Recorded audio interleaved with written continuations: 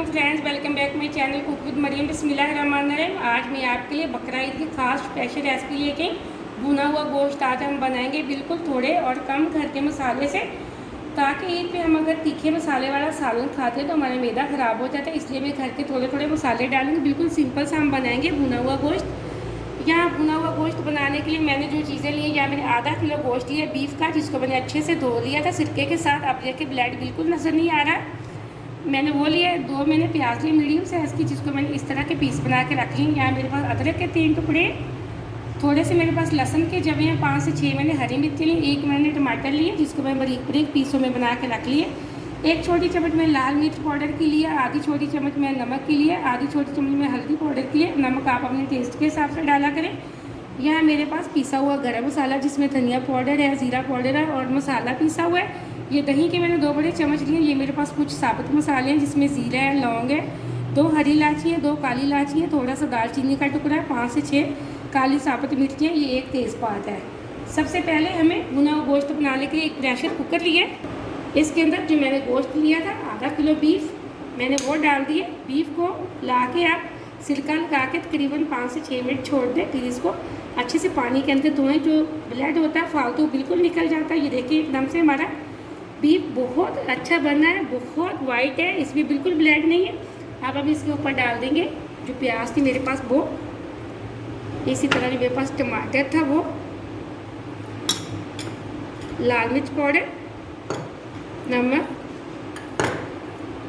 हल्दी पाउडर। इसी तरह जो मेरे पास ये कुछ साबुत मसाले थे मैंने वो डाल दिए। ये दही और पिसा हुआ गरम मसाला हम उस वक्त डालेंगे जब इसकी भुनाई करेंगे। अब यहाँ मैंने लहसुन, अदरक, हरी मिर्च का बना लिया पेस्ट, मैं वो डाल दूँगी। इसी के साथ हम तकरीबन 2 गिलास के बराबर इसके अंदर पानी डालेंगे। यहाँ मैंने एक तो जग भी साफ़ कर लिया, 2 गिलास के बराबर इसके अंदर मैंने पानी डाल दिया। अब हम इसको चम्मच की मदद से अच्छे से कर लेते हैं मिक्स। यहाँ हम ढक्कन लगा के फ्लेम को ऑन करेंगे और इसको रख देंगे। इसके ऊपर हम इसके वेट लगा देंगे। हमने इसका टाइम उस वक्त नोट करना है जब हमें पता चले कि इसकी सीटी चलने लग गई है। हम तकरीबन यहाँ इसको 18 मिनट वेट देंगे। हमने ऐसा नहीं करना कि हमने इसको रख दिया है फ्लेम ऑन करके तो हम टाइम नोट कर लें, नहीं।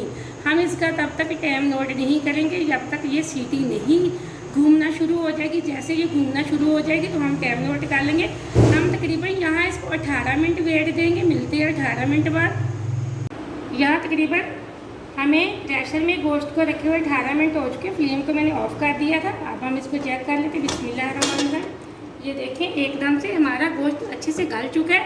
अब हम इसको किसी पतीले के अंदर डाल के इसकी करेंगे भुनाई। यहाँ मैंने एक पतीला लिया, सारा गोश्त इसके अंदर डाल देती हूँ। अब फ्लेम को मैं ऑन कर देती हूँ। यहाँ मैंने सारा गोश्त एक पतीले के अंदर डाल दिया। अब मैं इसके अंदर थोड़ा सा डाल दूँगी ऑयल। आप बकरा ईद के गोश्त में बिल्कुल ऑयल नहीं डालेंगे, उसमें चर्बी ज़्यादा होती है। अगर आपको लगे कि चर्बी कम है तो आप ऑयल डालना, वरना तो बेशक ना आप डालना, चर्बी का ही ऑयल निकल आता है। अब मैं इसको ढक्कन लगा के छोड़ दूँगी। एक तो ये पानी भी खुश्क हो जाएगा, ऊपर से जो हमारे घी है इसका कच्चापन भी बिल्कुल ख़त्म हो जाएगा। मीडियम फ्लेम पर हम इसको छोड़ देंगे पकने के लिए। यहाँ तकरीबन 5 से 6 मिनट हो चुकी है। अब हम सैलन को चेक कर लेते हैं। बिस्मिल्लाहिर्रहमानिर्रहीम। ये देखिए एकदम से पानी बिल्कुल खुश्क हो चुका है। अब जो मेरे पास दही थी हम वो डाल के अच्छे से इसकी कर लेते हैं भुनाई तकरीबन 2 से 3 मिनट मीडियम फ्लेम पे। यहाँ मैंने तकरीबन मीडियम फ्लेम पे 3 से 4 मिनट सालन की भुनाई कर ली। एकदम से हमारा सालन भुना हुआ गोश्त बहुत मज़े का बना, बहुत अच्छी खुशबू आ रही है। आप ईद भी इस रेसिपी को जरूर ट्राई करें। वीडियो को पूरा देखा करें और लाइक भी किया करें। आपने अगर अभी तक चैनल को सब्सक्राइब नहीं किया तो जल्दी से कर लें, ताकि हर आने वाली वीडियो सबसे पहले आप देख सकें, मज़े की चीज़ें बना सकें। हम एकदम से फ्लेम को ऑफ करने लगे। जो मेरे पास पिसा हुआ गरम मसाला था मैं वो डाल दूँगी। इसी के पास मेरे पास हरा धनिया था, मैंने वो थोड़ा सा डाल दिया। अब हम इसको एक प्लेट के अंदर निकाल लेते हैं। यहाँ मैंने एक प्लेट के अंदर भुना हुआ गोश्त निकाल लिया। यहाँ मैंने ज़्यादा मसाले इस्तेमाल नहीं किए, मैंने घर के मसाले से ये सालन तैयार किया है। बहुत मज़े का बनता है। आप इस रेसिपी को ज़रूर ट्राई करना। मुझे अगली रेसिपी के लिए इजाज़त दें। अल्लाह हाफ़िज़।